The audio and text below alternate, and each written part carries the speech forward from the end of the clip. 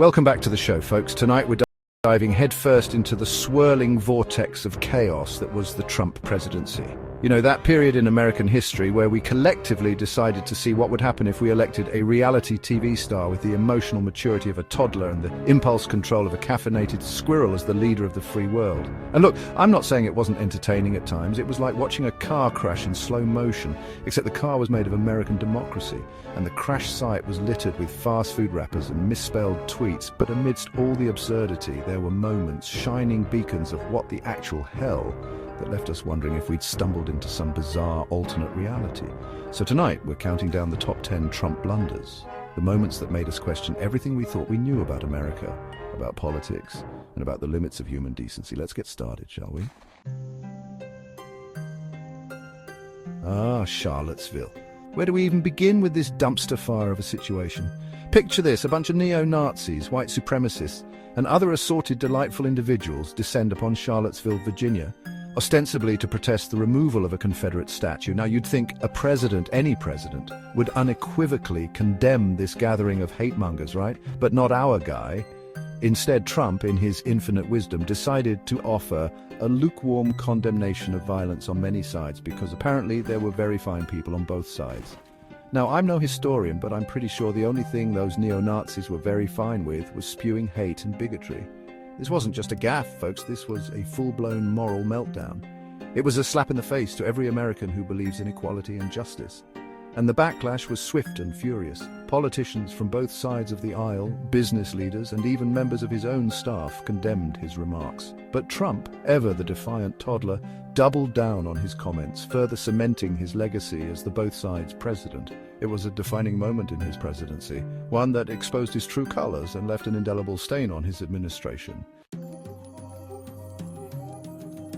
All right, let's talk about COVID-19, shall we? That global pandemic that, for some reason, the Trump administration decided to treat like an annoying housefly that would eventually just buzz off if you ignored it long enough. Remember those early days of the pandemic when Trump assured us that it was totally under control, that it would magically disappear, and that we should all just inject ourselves with bleach?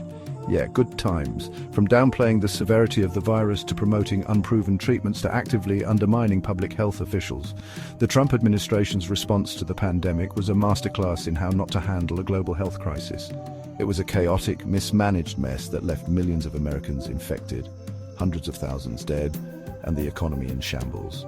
And let's not forget the utter lack of empathy shown by Trump and his cronies towards those suffering from the virus and their families. Remember when Trump suggested that he wanted to slow down testing because it was making his numbers look bad? Because I do. It was a chilling reminder that for Trump it was always about optics, never about people. Well, folks, he did it. He actually managed to get impeached twice. That's right, Donald J. Trump, the man who once claimed he could stand in the middle of Fifth Avenue and shoot somebody and not lose any voters, became the first president in American history to be impeached twice. The first impeachment, if you can even remember that far back, stemmed from his attempts to pressure Ukraine to investigate his political rival, Joe Biden, while withholding military aid. You know, just your typical abuse of power and obstruction of justice stuff. The second impeachment came after the January 6th insurrection, when a mob of Trump supporters, fueled by his lies about a stolen election, stormed the US Capitol in a violent attempt to overturn the results of the election. Now you'd think being impeached twice would be a humbling experience, a moment for reflection and perhaps a teensy bit of remorse. But not for Trump, no. He wore those impeachments like badges of honor, proof that he was a victim of the deep state and the radical left. And sadly, his supporters ate it up. They rallied around him, dismissing the impeachments as nothing more than a witch hunt and a hoax. It was a stark reminder of the power of disinformation and the dangers of blind loyalty.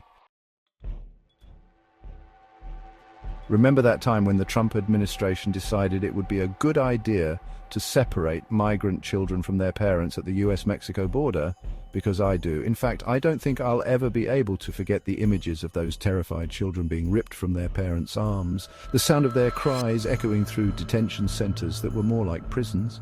This wasn't just a policy, folks. It was state-sanctioned cruelty. It was a deliberate attempt to deter asylum seekers by inflicting unimaginable pain and trauma on innocent children. And the worst part?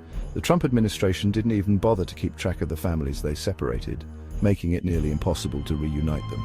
The public outcry was immediate and intense, with people from all walks of life condemning the policy as inhumane and barbaric.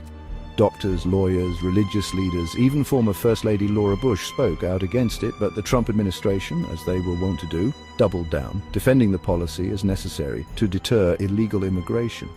It wasn't until a federal judge ordered the administration to reunite the families that they finally backed down. But the damage was done. Thousands of families remain separated to this day, their lives forever scarred by this cruel and unnecessary policy. Helsinki. The city where Donald Trump, standing next to Vladimir Putin, decided to throw American intelligence under the bus and side with a hostile foreign dictator. You see, folks, American intelligence agencies had concluded that Russia interfered in the 2016 election in an effort to help Trump win. And when presented with this information, what did our fearless leader do? He sided with Putin, publicly contradicting his own intelligence agencies and accepting Putin's denial of any wrongdoing. It was a surreal moment, one that left even seasoned political observers speechless. It was as if Trump was more interested in appeasing Putin than in defending American democracy. His performance was so baffling, so utterly subservient, that it led many to question whether he was compromised by Russia. The backlash, as you can imagine, was swift and brutal. Republicans and Democrats alike condemned Trump's remarks, with some even accusing him of treason. But Trump, ever the showman, shrugged it off, claiming he misspoke and that he actually meant to say wouldn't instead of would. Right, because that's what happened. The President of the United States just accidentally used the wrong word on the world stage while standing next to a man who meddled in our election.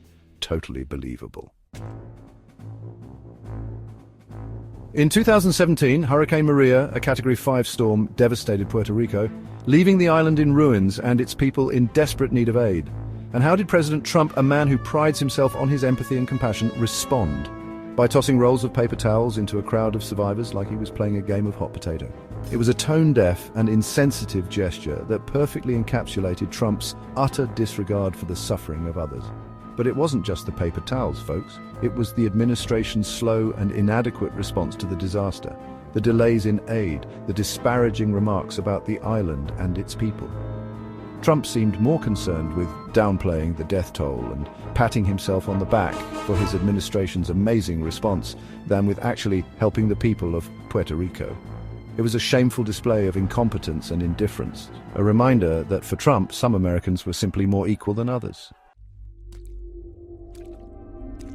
Chapter 7. Grab 'em by the what? The tape that launched 1,000 cringes. Ah yes, the Access Hollywood tape, the one where Trump, in a conversation caught on a hot mic, bragged about sexually assaulting women, using language so vulgar, so demeaning, that it made even the most jaded among us blush. You know the one. When you're a star, they let you do it. You can do anything. Grab 'em by the why? It was a stunning revelation, one that threatened to derail his campaign and expose him for the misogynistic bully that he is.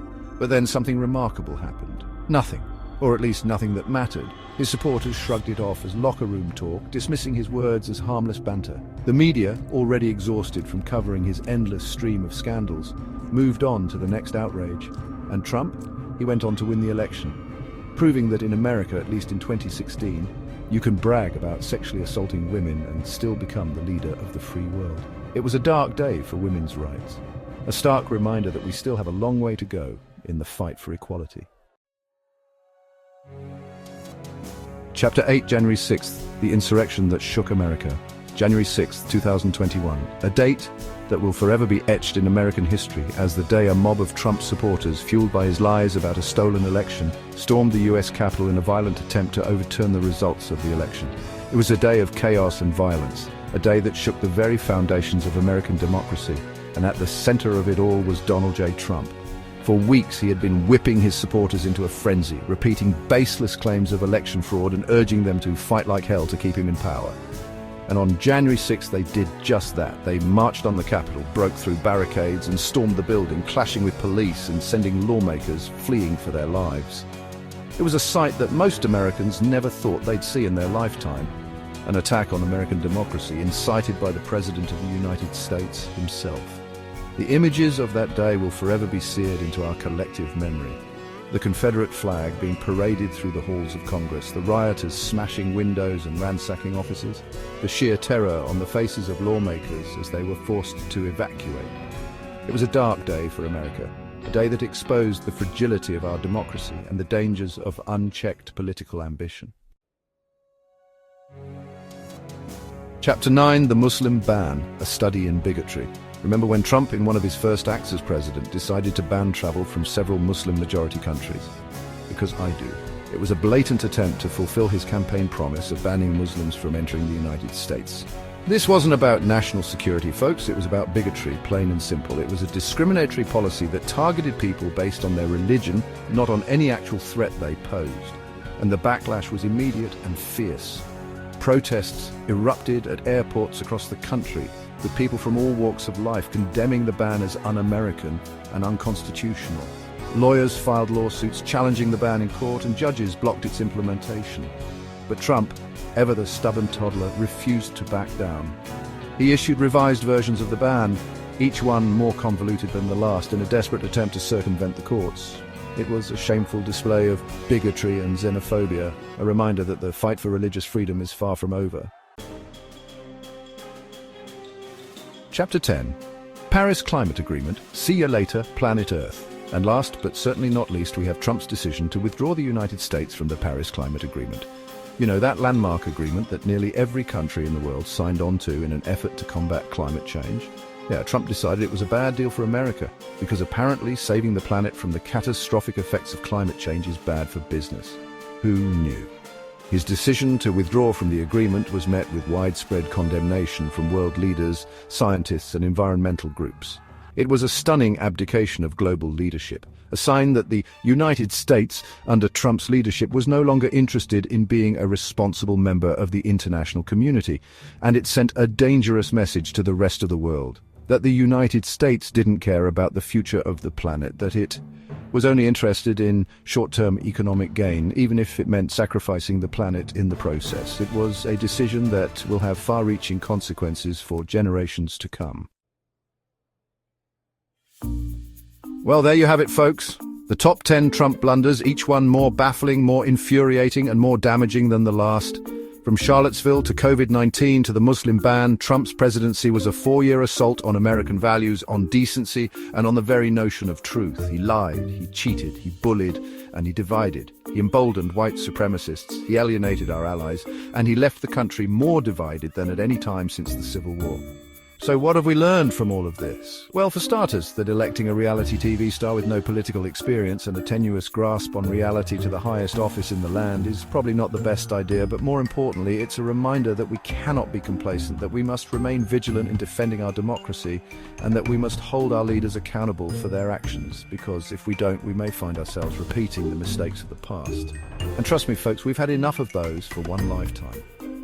Don't forget to like, comment, and subscribe for more content like this.